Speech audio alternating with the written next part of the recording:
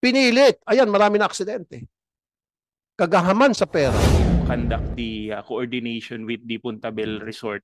So ayan, makita nyo sa video. Yes, Your Honor. Tinulak pa yung mga bus. Ayan, may mga nahimatay. Ayon kay Tony, tumagal daw ng kulang-kulang 4 na oras ang kanilang paglalakad. Di pa po ako nakakalahati ng 7 p.m. hanggang 8 p.m. Marami na po ako nakitang nahimatay. 3 hanggang 4 na po yung nakita kong. They cannot accommodate 25,000 and this one is only tiny resort. Again, inutil ulit kayo dyan sa the Vice President, bobo siya. Huwag ka magpilosopo sa akin kahit na abogado ka. Isa ka pa rin inutil. I'm sorry to say that. Pareho kang dalawang inutil. And siya, saka ikaw. Hindi ito ang unang pagkakataon na nasangkot sa kontrobersya ang eskwelahan dahil sa field trip. Taong 2017, nauwi sa trahedya ang field trip sa Tanay Rizal. Ilan bang namatay? Ilan ba nasugatan? How many? 13 po, Mr. Chair. 13 dead. To be accommodated that they will not be just in one place. I know, sister, pero they weren't all accommodated and you know that. Sorry, sister, hindi kita mapagalitan kasi baka yung nanay ko nasa langit, pagalitan ako kasi doon muna sa field trips na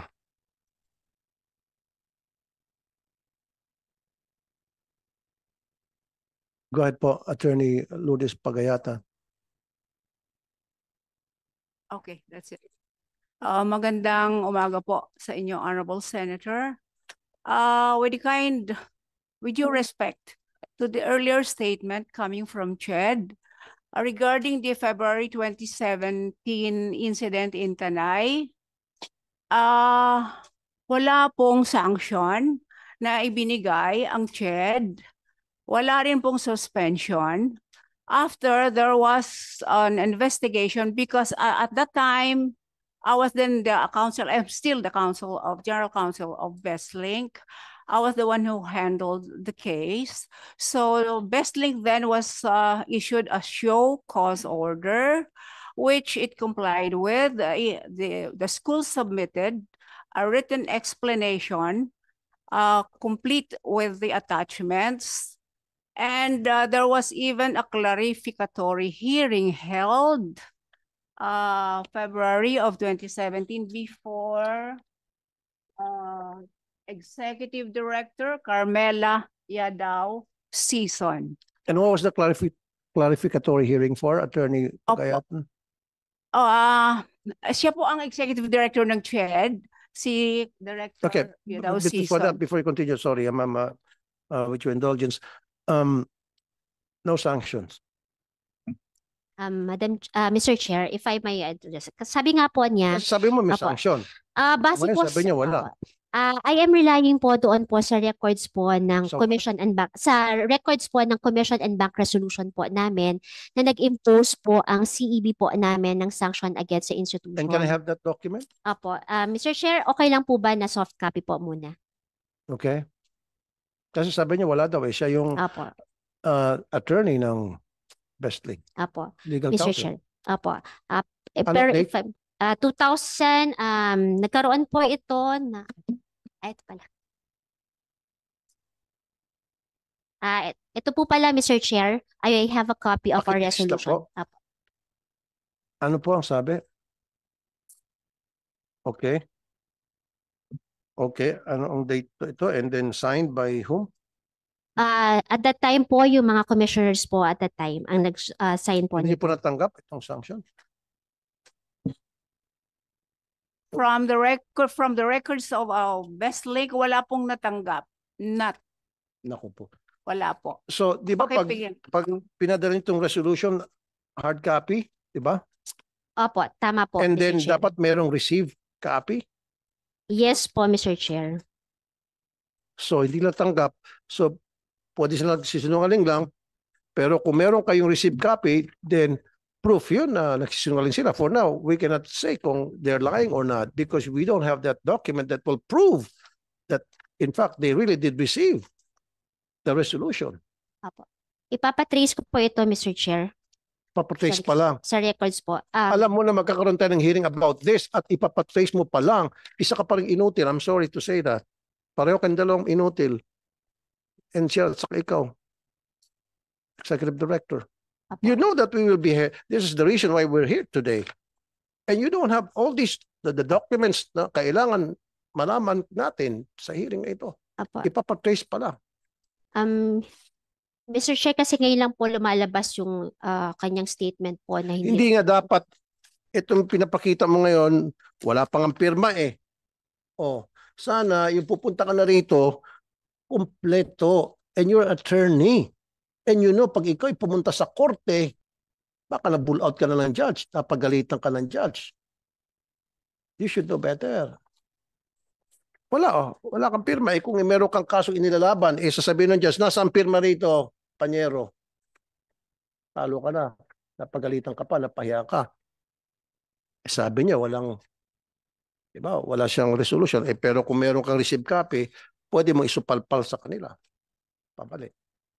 Okay, let's move on. Now, walang sanction, wala man lang follow-up. Tapos ni-lift nyo pa. Sa magkano kadahilanan? Siguro.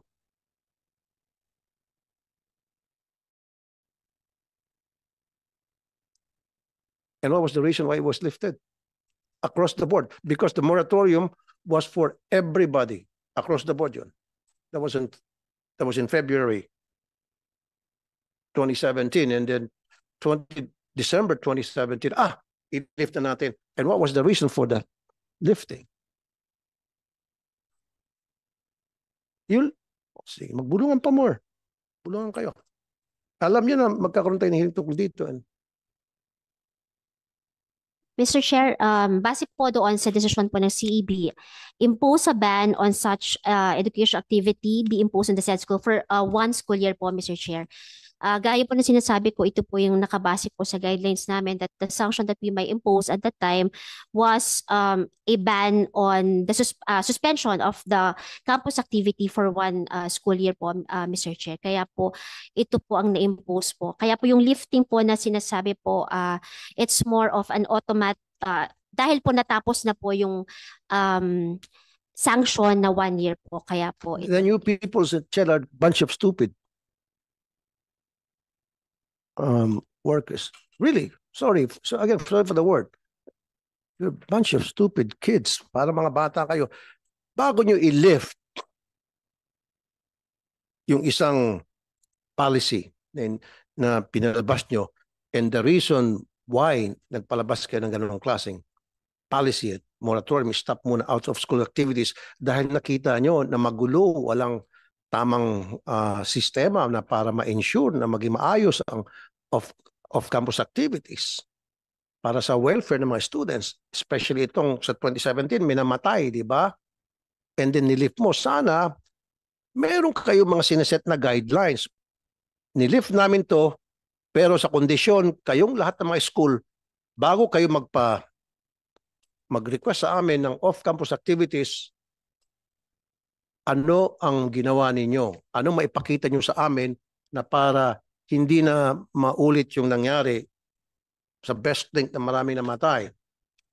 And then pag-aralan nyo. And then saka nyo ililift. In the absence of that, wag muna. Hayaan nyo muna yung mga school magsilapitan sa inyo. Magmakaawa sa inyo kasi daming namatay eh. Para sabihin na ito po yung mga guidelines namin, ito po yung mga polisiya namin na siguraduhin namin next time ito yung mga gagawin namin. Kayo lift lang kayo ng lift. Hindi kinusira yung mga namatay, yung mga nasugatan. Dose-dosena.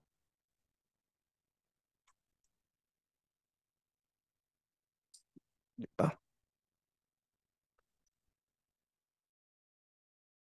No.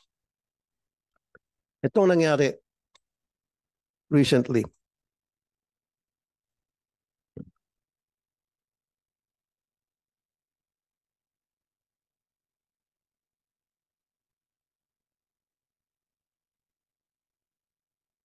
One-minute suspension. Okay, January 26, 2025 sa Puntabel Resort, Hermosa, Bataan. I think 25,000 or 30,000 students ang nag-participate doon, and they paid 900 pesos per head, and hundreds hundreds of them, may mga nahimatay pa, may mga nagreklamo, and they were forced to walk for how many kilometers because wala palang parking resort na pupunta. They cannot accommodate the volume of buses na pupunta doon. Bestlink, 25,000. How many exact number of students participated? Good morning, Mr. Chair. The exact number of students who participated is around 25 to 26,000, Mr. Chair. No, I don't want 25 to 30,000. I want exact figure. You're a lawyer, you should know better. Pag nasa korte tayo at baka napagalitan ka na ng judge, hindi pwede yung calculation. Exact number. There are 25,262, Mr. Chair. Exact number. 25,000. 262, Mr. Chair. Ba't mo sinabi 25 to 30,000? 25 to 26,000 earlier. Sabi mo kanina 25 to 30,000. Ngayon binabago mo ng statement mo, lawyer ka pa man din. I'm sorry, Mr. Chair. 25. The exact is 25,262 How many participants. buses? How many buses? There are 560 buses, Mr. Chair. 560 buses. Okay. Now, chinek ba ng inyong resort, ng inyong school na yung resort ay kaya mag-accommodate ng 560 buses, kaya magpa-park in their premises ng 560 buses? Mr. Chair, during the planning stage, Mr. Chair, the officials of BCP twice visited the area, The Mr. official of Chair. who? I'm sorry, Mr. Chair. BCP, what's BCP The- stands for? BCP stands for Bestlink College of the Philippines, Mr. Chair. Okay. So Bestlink ay Nag-visit po sila. site inspection. Yes, And, dalawang beses po, Mr. Chair. and ano naging result ng kanilang visit? Okay na yung 560 bus. Anong pangalan ng resort exactly? Ulit? The name of the resort is Punta Bell Resort po. Exactly, okay. Now, munta doon yung dalawang personnel or twice nag-visit yung mga Twice tao nag-visit po. ng Bestlink. Even the officials po, Mr. Chair. Even the officials, very good. Very good. Okay, masipag on the surface. Now, nag-visit sila, nakita nila yung resort, yung Punta Bell. Yung ba ay tinansya nila na 560 ng mga bus magkakasya sa resort? With regard to that, Mr. Chair, the bus company, the service provider themselves coordinated with the resort itself po. No. And with Ang the sinabi mo, yung mga staff ng Bestlink, mga official ba ito? yes po. Oh. The Vice President for Academic Affairs po. The Vice President, bobo siya.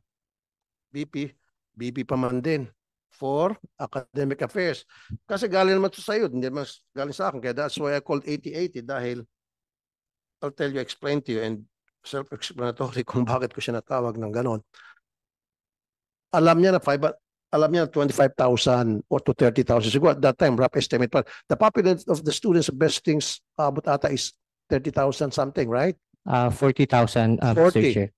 Oh, pero pretty much before they did the site inspection, especially ng inyong BP, alam na niya pretty much, meron siyang round of figure kung ilan mag-a-attend or in the neighborhood of, let's say, 25 something ang mag-a-attend. He has that figure already, tama? Not yet, Mr. Chair. Pero alam That niya time. at that time na mag-site inspection. Yes, Mr. Chair. So, pumunta siya doon sa site, sa resort. Tinanong niya ba doon sa resort, ilan kayang bus magpark dito? According to the resort, Your Honor, Mr. Chair, the number of students who will join the activity, the resort can accommodate those number po. Those numbers. Yes. But, tinanong ba ninyo kung ilan ang ma-accommodate ng mga bus na magpark sa area? Kasi nga ang nangyari, attorney, naglakad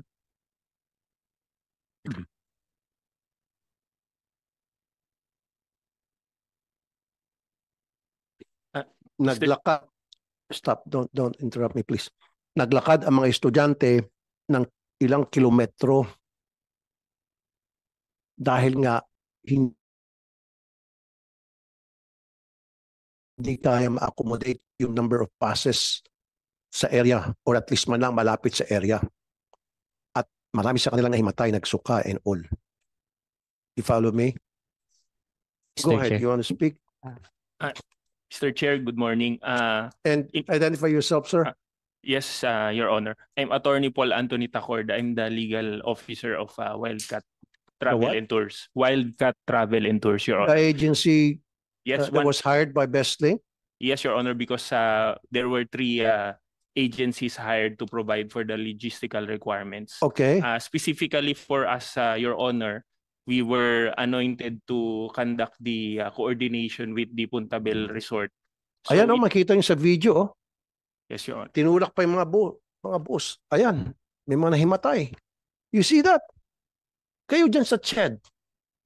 Hindi kayo konsensya dyan. Sobrang dami, oh. Naglakad, gabi.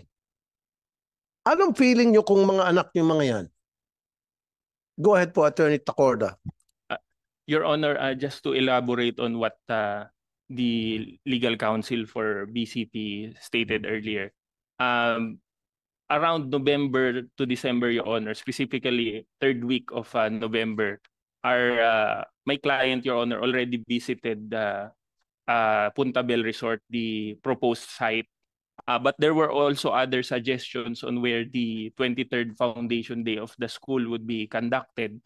But eventually, Your Honor, Punta Bell was chosen because of the area. They had 8 hectares in total.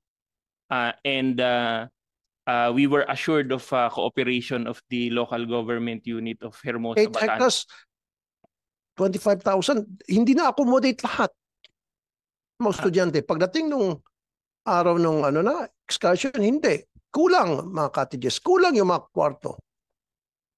Your Honor, we do admit that with respect to the procedure on how they alighted, how they boarded. But sa tour ka lang naman. So sa Bestlink ako babalik ulit. So, sinabi ng resort, they can accommodate. Doon muna tayo sa mga estudyante na papasok doon sa resort. Hindi kaya ang 25,000 sa hectares kasi 8 hectares sabi, right? Siguro sinong sinabing 8 hectares baka iniisip ninyo sa mga lupa na maghiga sa mga lupa. Of course, kung 25,000 8 hectares kung higa sa lupa o maglagay diyan ng karton, magkasya. Pero kung titingnan mo yung structures yung cottage, yung room, yung beds, it will not accommodate 25,000. That's sentido común. Come on, kayo nagpapatakbo ng college. Kayo DepEd. You're supposed to be one of the highest educated people in the country. Higher education. Kayo dyan sa Bestlink. Oh, 25,000 people. Paano may sisiksik dyan sa Punta Bell Resort? 25,000 heads. Meaning dapat 25,000 beds. Kahit pa siguro pag sama-sama mo yung mga the biggest hotels here in NCR, 5-star hotels, it cannot accommodate 25,000. Pag sama-sama mo lahat ng Shangri-La Hotel, Marco Polo Hotel, all the hotels here in the Philippines, in Metro Manila, they cannot accommodate 25,000. And this one is only a tiny resort. Nakalusot sa inyo, 25,000. Kayo sa CHED, di ba dapat nagbibigay muna sila mga requirements sa inyo bago nyo binibigyan ng permit na magkaroon out of school activities or off-campus activities?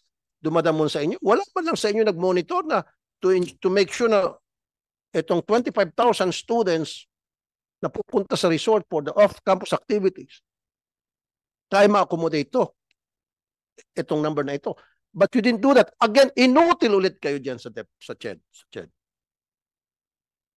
Kaya tama lang na si Bak yung commission, yung chairman. Tama lang. Dapat, bago na si Bak, dapat binatukan pa muna ni Presidente. Go ahead, ma'am, answer. Tungkol po sa scenario ni ito, Mr. Chair, hindi po sila nag-submit po sa amin ng mga requirements. Ito po, itong event po na ito, hindi po sila nag-submit sa amin ng requirements. Nag-submit sa atin po ay ilang araw po. Okay, so they did not submit the requirements na para mabigyan sila ng permit. Okay, sa labas. Sige. Okay. So, hindi sila nag-submit ng mga dokumento required para maaprubahan ang kanilang off-campus activities. Pero bakit nyo gino pa rin, nabigyan nyo pa rin sila ng permit? O hindi sila nabigyan ng permit? Wala, dun sa event po na yun, wala pong Wala permit silang po. permit. Wow. Best thing. Oh, wala kayong permit for that excursion. So, yung January 26. Mr. Chair, with respect to the requirements po kasi, yung CMO 63 po mismo, there is no categorical statement that these requirements must first be submitted before conducting the off-campus activity, Mr. Chair. What the CMO 63 only provides is that the HEI must submit reports, Mr. Chair, after the local activity, before and after. However, with respect to the before requirement, Mr. Chair, if I may read, according to section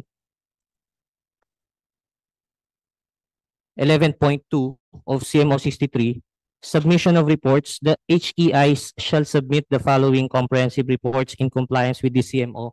First is certificate of compliance. Second is report of compliance. And third is the comprehensive semestral or term report.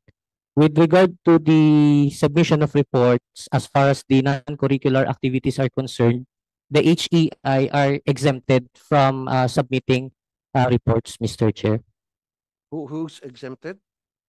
With regard to non-curricular activities, Mr. Chair, the submission of reports, the HEI are exempted po.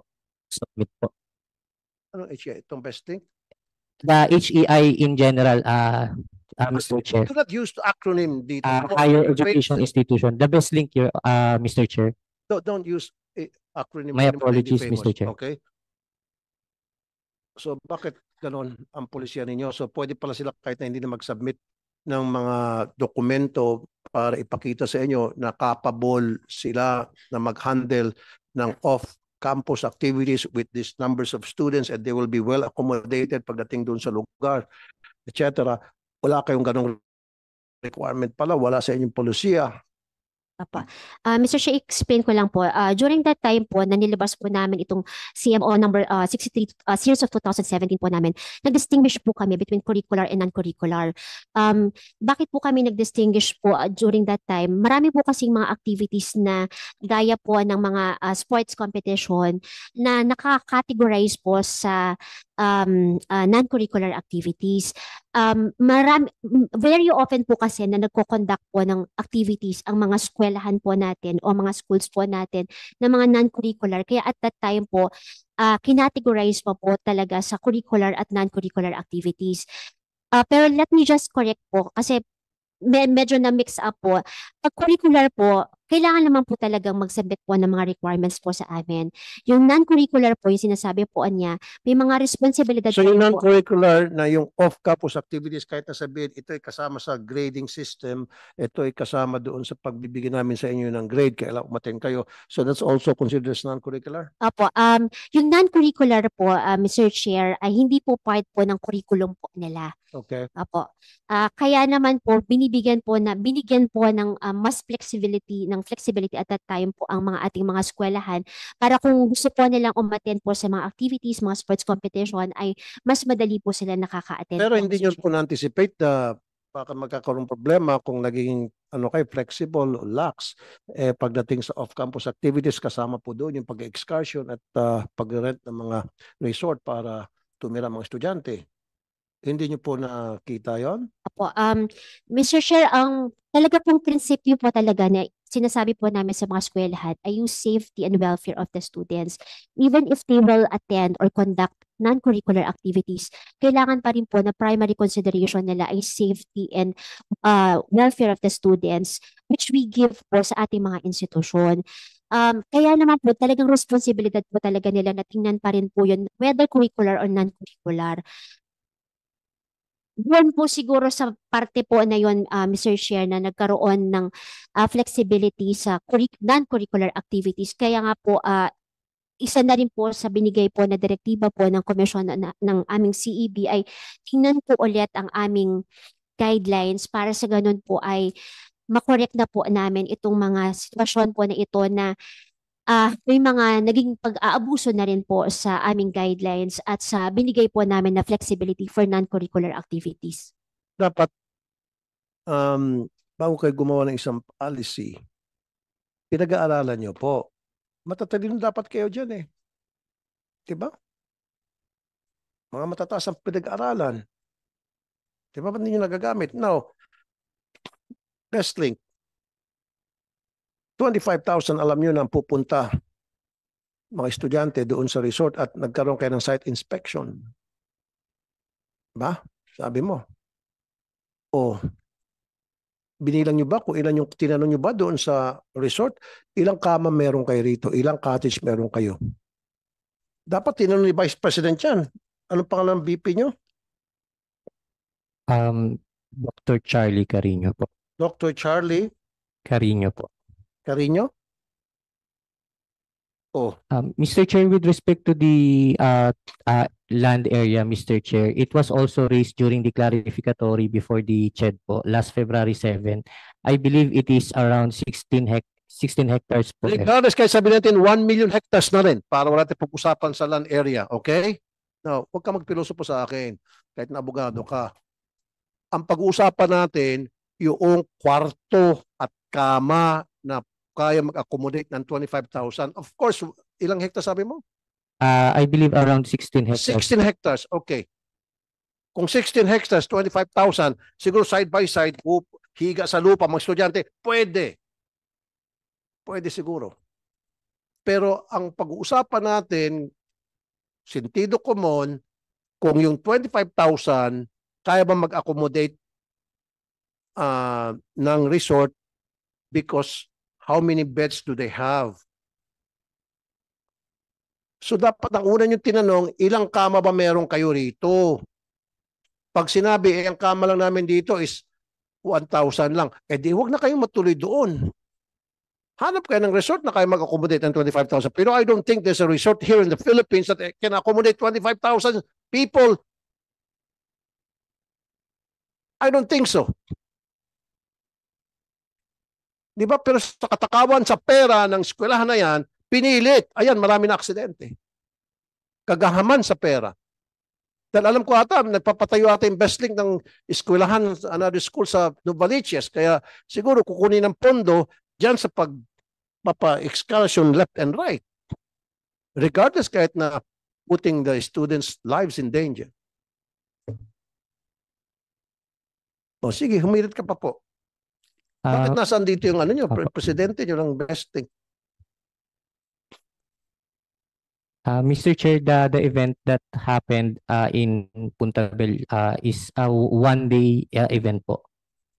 Yung founding anniversary. Regardless, pero dapat, siyempre, pag-accommodate mo yung para may kwarto. Yung mga bata. Yung mga papahinga. O tapos meron ba mga stage doon? Kita mo naman nagmamarcha estudyante, hindi na-accommodate. Kulang. Nasaan sabihin natin 16 hectares. Pero develop ba yung 16 hectares? Baka kabundukan yung 16 hectares. Puro kahoy. O pag malaki mo 16 hectares, dapat develop yun na meron man lang stage. Diba? Na may mga upuan. O siyempre, magkakaroon ng event. Pero ano ba itong event na ito, di ba? Ano ba klaseng event dapat yun? Founding anniversary. Kaya nga, ano ba dapat ina-expect na mga activities? Sports and cultural and arts performances. Exactly. Sports and cultural arts. So, develop ba yung 16 hectares para doon sa activities na yon, sports. What kind of sports are we talking about? Anong klaseng sports? And cultural. Ano? Sige, magturuan kayo. Considering Hindi Mr. nga, Chair, Sepak, answer direct to the point. You're a lawyer. You know better. Direct to the point tayo dito. Ano nga mga, sabi mo, sports? Apo, sepak takraw, Mr. Chair. Ano po? Sepak takraw. Ano po ibig sabihin? Filipino sport po yung sepak takraw. Okay, And- sepak, ano yun? Anong klase yun? And field demo po. Ano po? Field demo po, Mr. Chair. Ano yung field demo? Sister. Ano po? I believe, Mr. Chair, our company, a company sister po will answer that po. Sige po. Ano po yung sepak? Ano po? There were different parlor games that we held. Yung tapos may mga palusebo. It was like a fiesta program that all the students were scattered all over. We have simultaneous because we have to compress 4 days activity into one. And it was not an overnight activity. It's supposed to be done the whole day only. And the culmination was concert by different artists. So at the end of the day, when we're done with all the parlor games and star model contest, that's a beauty contest of BestLink that we hold every year. But because we didn't have a space right now because of the construction, so we had to do it in a place. We had to find a place for all those activities because we didn't like that they will skip this year without holding those activities. Okay, kaya nga po, sister.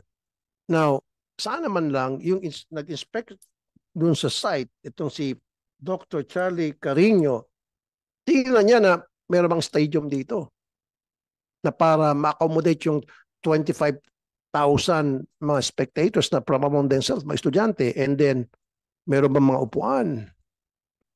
O saan bang ilalagay yung sports activities, saan bandang field, and then siyempre dapat merong, siyempre May open manunod yung ground iba. naman po. And then we Open ground, may mga silya ba? for that matter, wala pong yun lang yung mga nasa front seats and all, but all the students will have to stand at the back of it is a concert. Well, when we have concerts like that, because it's how do you call this one, with our So na-check nyo ba na yung area na yon can accommodate 25,000 Yes po. students? yes Then po. Kung na-check nyo, bakit marami mga estudyante nagsabi hindi sila nakarating at hindi sila makapasok dahil talagang siksikan at wala ng lugar mapupunta? Because they opted, because there were several places for activities, like there are 7 swimming pools. So some students did not like to go to attend the concert or the other activities. They opted to do swimming. So it was how do you call this one? The activities were really made for them to be accommodated, that they will not be just in one place. They I know, could choose. sister, pero they weren't all accommodated, and you know that. Hindi nga, wala pa nga sa kalahati. Kaya nga yung iba, may kita mo, doon lang sa daan, umupo na, pagod na, hinimitay na. Talagang sobrang dami. Dapat ganun, kumuha kayo ng 3 resort. Siguro, hiwalay nyo. Kumuha kayo ng isa pang resort, siniksik nyo lahat doon na hindi naman nagkasya, pinilit nyo, diyan, nagka-problema kayo. Di ba nasaan dito yung best thing? Sorry sister, hindi kita mapagalitan kasi baka yung nanay ko nasa langit, pagalitan ako kasi napaka-religyoso nanay ko Attorney Benitez, ano na ngayon na nangyari? Siguro you banned off-campus activities for life with this school. Really, I'm serious. I-ban mo na. Wala na silang karapatan. May namatay na nga dati. Doon pa lang sana. Kung sa mga bus nga, may namatay na sayro ng bus. Yung iba, kinakansila ng prangkisa. Ito sila, may namatayan na, ilan bang namatay? Ilan bang nasugatan? How many? Come on, give me the numbers.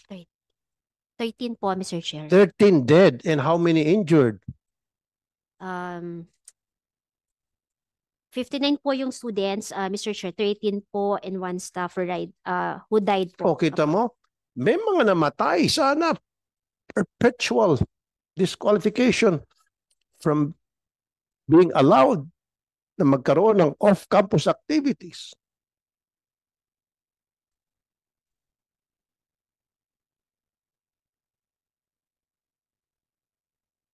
Oh, ilan crowd manager meron assigned Attorney Mahidlamon yung sa 25,262 na excursion noon?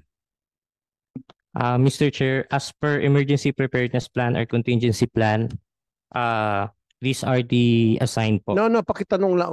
Wag ka ng as per. Isang tanong, isang sagot. How many crowd manager? 25,000.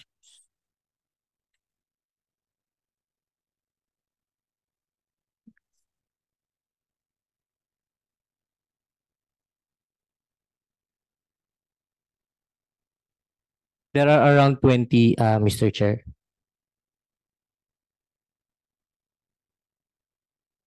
Ilan po? There, on the part of BestLink, Mr. Chair, there are around 20 po. 20. Alam mo yung Accepted Global Crowd Management Alliance? One manager for every 250 people. So ilan yan? 20? Around 20, Mr. Chair. For BestLink alone. No, yung sumama lang doon sa excursion. Ito yung global. Pang 5,000 lang yun, yung 20 people na crowd manager.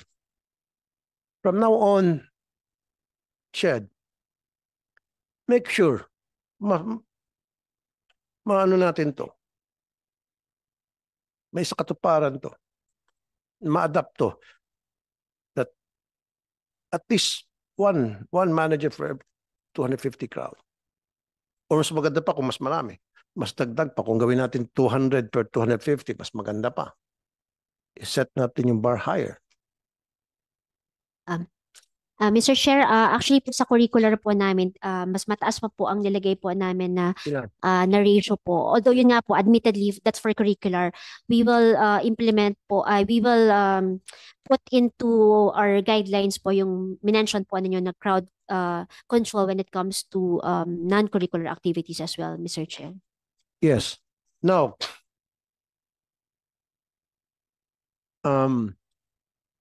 wala man lang sa siyempre, sinabit nila kung ilan yung number of students na mag-attend. Chinek din nila, sinabi din nila sa inyo kung ano yung lugar. Hindi nyo ba ni-require sila na mag-coordinate sa LGU? Did you coordinate with LGU, yung BestLink? Did you ask the mayor? Did you ask the chairman? Did you ask the tanod? Yes po, Mr. Chair. Bago po matuloy yung foundation po, nagkaroon na po ng proper coordination with the LGUs through the help of Wildcat po, that travel and tour company. Okay. Ano sinabi po ng LGU? Mr. Chair, in so far as Wildcat Travel and Tours is concerned, we did coordination meetings on January 19, 2025, also January 22 and January 23. On the 19th of January, Your Honor, we did a second or third ocular inspection again. The resort committed to provide additional portalets, makeshift urinals, to also reduce the physical hazards that may occur given that there are simultaneous activities to be conducted by the school organizers. And then on the 22nd, Your Honor, our firm met with the management again of Puntabel with the Municipal Police Station of Hermosa led by Chief of Police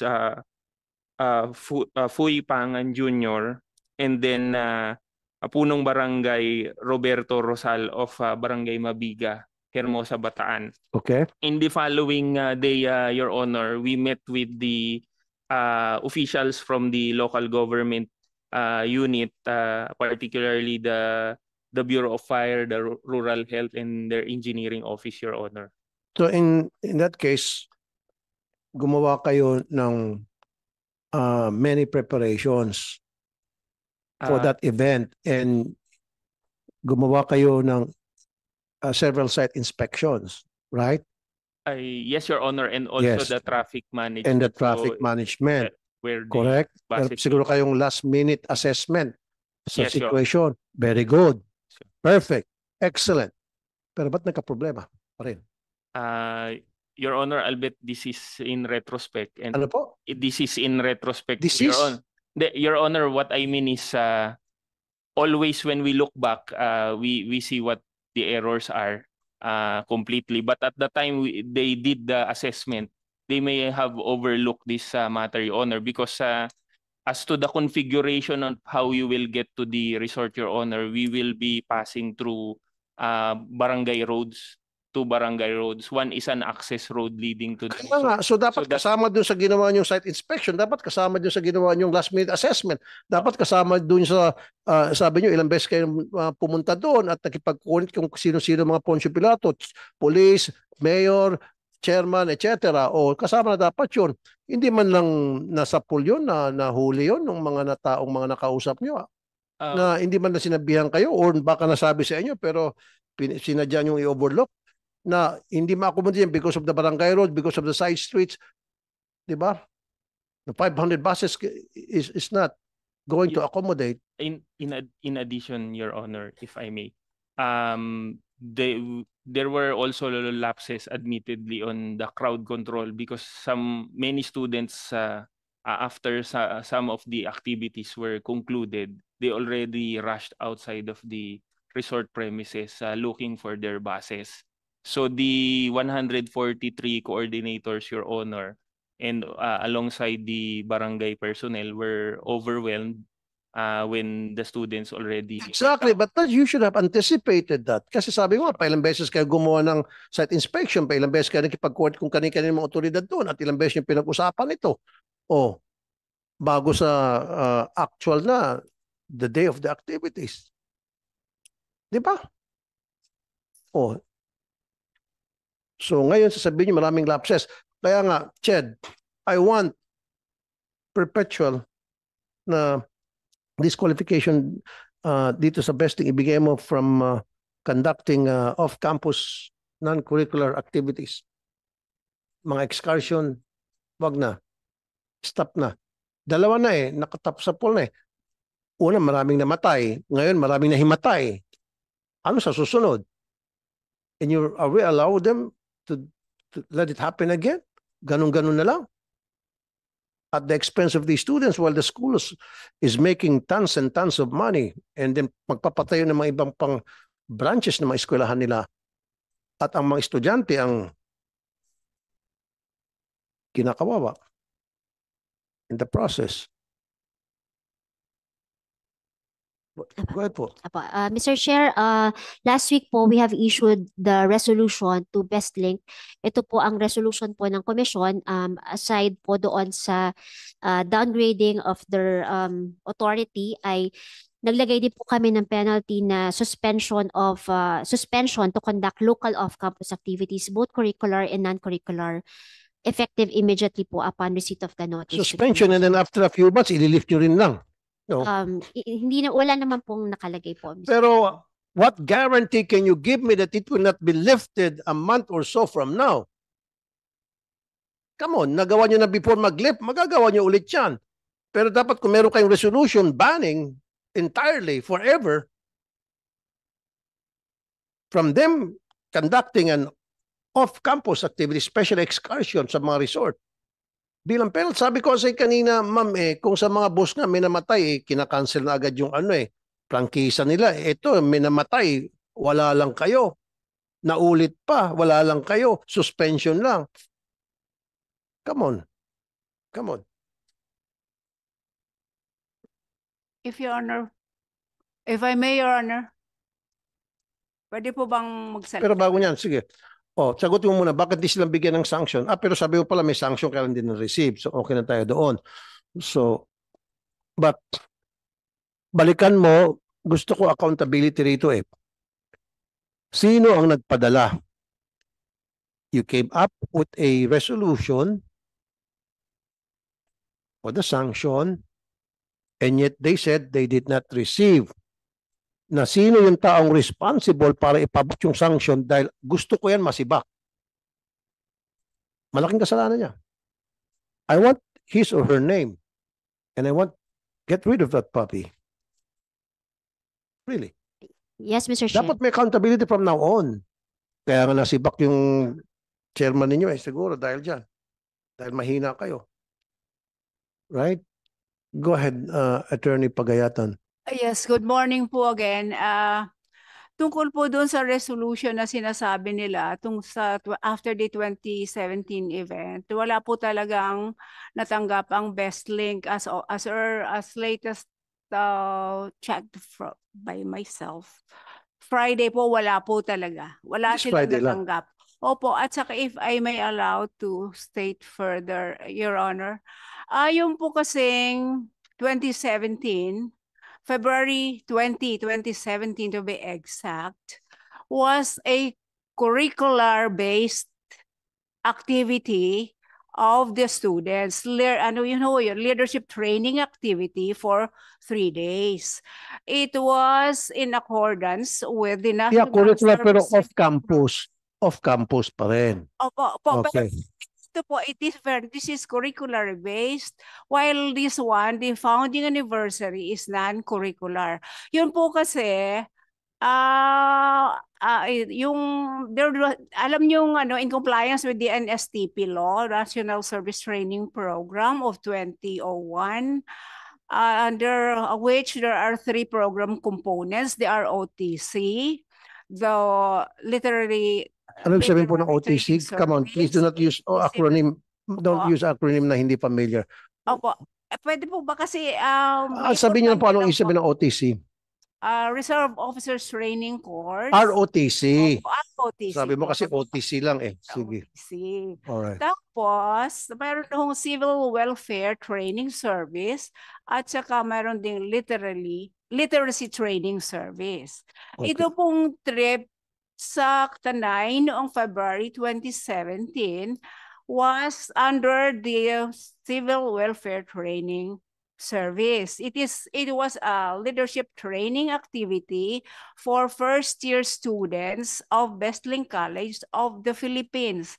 This particular activity is a module under the Civil Welfare Training Service, which is being offered by BestLink after the passage of the law since 2001.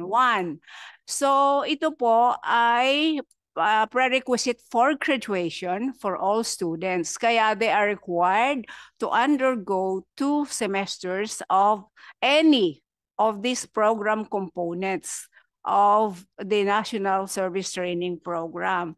Kaya ito po, and then going back to that, the bus that figured in the vehicular accident which caused the perish of actually 14 students po ito.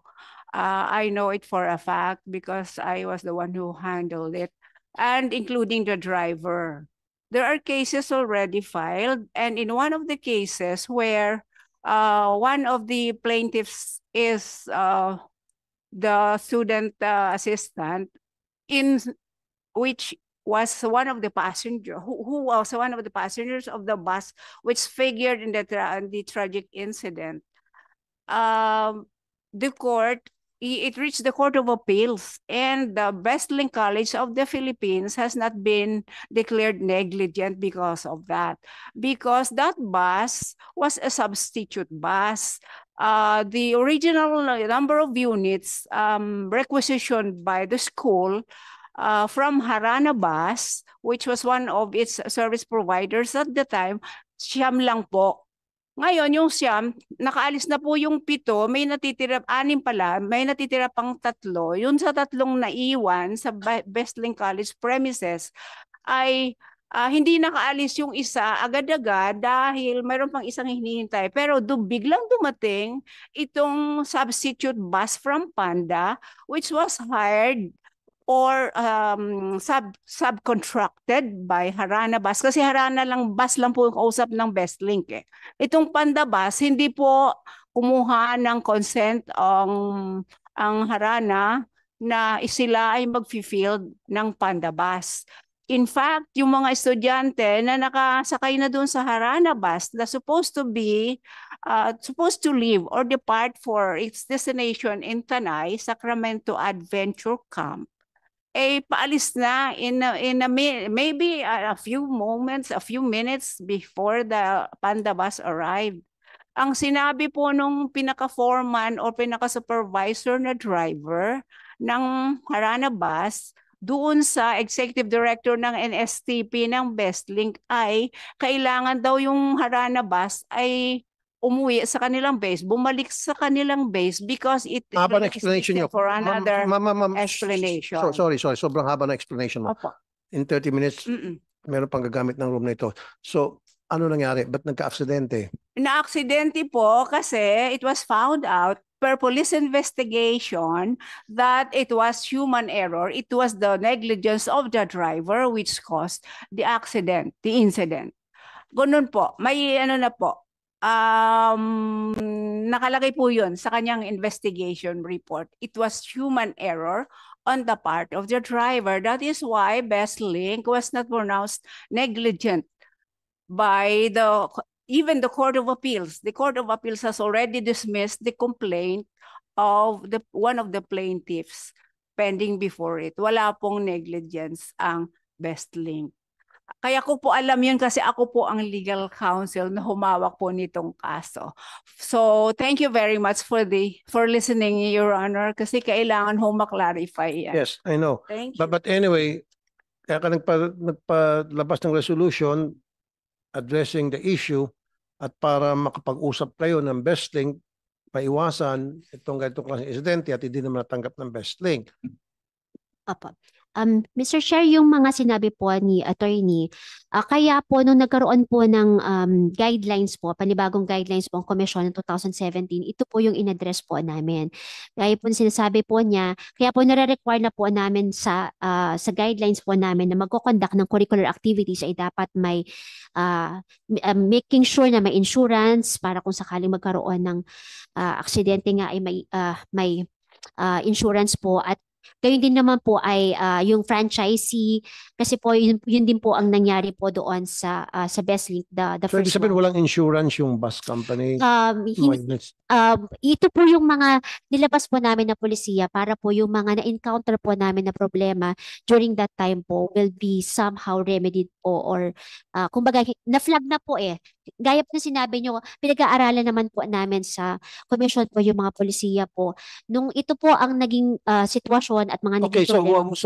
ma'am, what kind of policy insurance ang ni-require nyo kapag nagkaroon ng off-campus activities sa mga eskwelahan at gumagamit ng bus aside from accident insurance?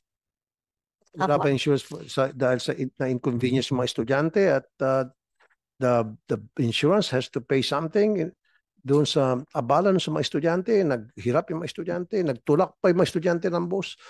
Hindi yung pinasama sa policy yan? Apo, Insurance policy? tama naman po, hindi po. Nakalagay pa po ay in general po, Mr. Chair, na provide insurance provision for students, faculty, and other concerns, stakeholders, Mr. Chair. Okay. LTO. Nandito yung LTO natin. Anong pangalan po nung bus na involved? Yung sa aksidente ng 17?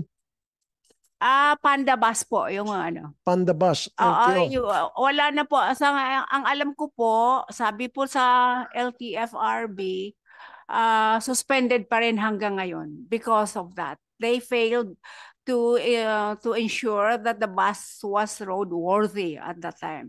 That was found out. That was established, Your Honor. So That is why roadworthy. hanggang So ngayon ibig sabihin wala pa karag-karag na yon. Ay siguro po kasi parang niretrofit lang nila yung bus. So the best link had no competence whatsoever to check whether the bus was roadworthy or not. Anyway, that was the Okay, responsibility. wait a minute. Yes, ma'am. No, responsibility of the LTO, you would say. Pero from now on, pakisabi po sa best link kung meron mga, well, sa kanya, sa gusto ko, tanggalin out of campus sa mga ibang schools. Pag may mga out of campus activities, dapat merong taga-check. Siguro mekaniko, hire a mechanic na para tingnan yung mga bus, tingnan yung mga brakes. Huwag yung action tayo, kapag nandiyan yung problema, huwag tayong reactive, proactive dapat. At least man lang, you should have hired some mechanics para titingnan mo na may checklist.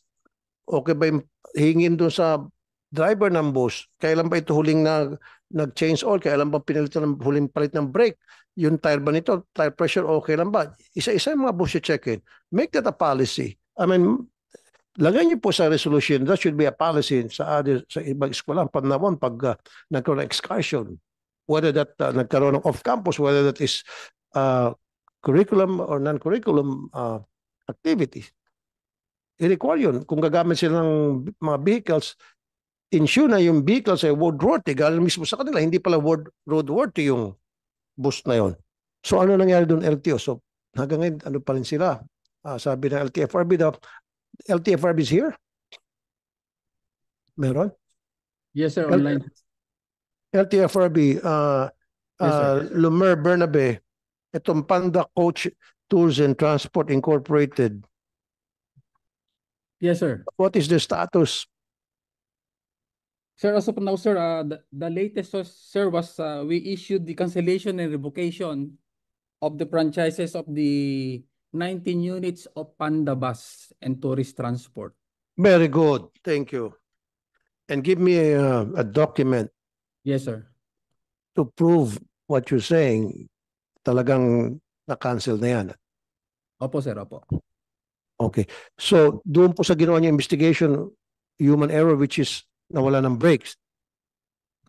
Yes, sir. According to the investigation, sir, there's the reason of the road crash incident is the nawalan po ng preno yung bus na ginamit nila.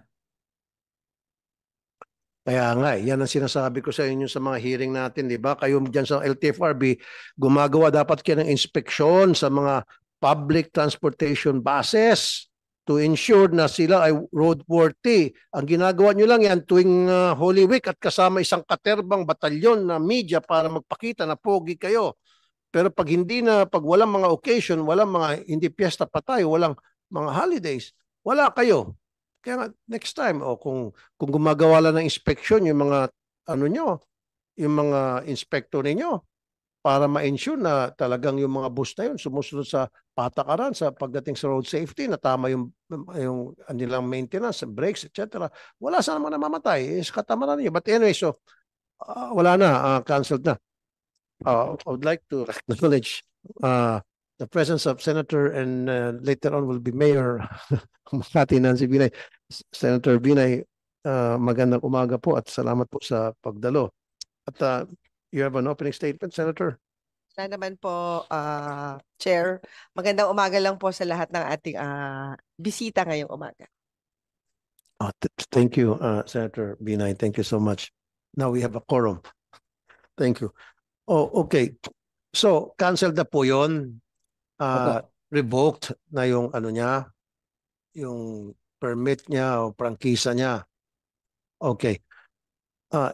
Pero sir, tuloy-tuloy niyo po yung ginagawa niyo na pag-inspect kasi. Mag-inspect ulit ako. I'm not gonna tell you when. Pag-inspect ko at meron pa rin mga bus dyan na hindi roadworthy at wala yung mga brakes, halos pudpud na mag-iingay din ako sa inyo. Dapat po ginagawa niyo yan hindi lamang po sa panahon ng Kwaresma. Hindi nga po, sa panahon ng Kwaresma, yan. Diyan po yung LTFRB magaling mag-inspect. Pero pag hindi po panahon ng Kwaresma, hindi po kayo nag-i-inspect. Nakaupo-upo lang. Marami po mga bus dyan.